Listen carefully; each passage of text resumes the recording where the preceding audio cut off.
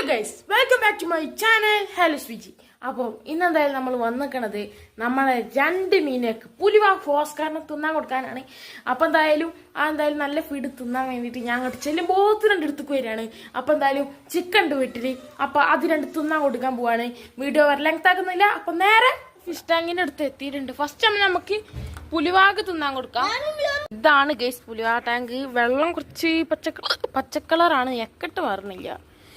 അപ്പം എന്തായാലും ഈ കഷ്ണം ഇങ്ങോട്ട് മാറ്റി വെക്കാം.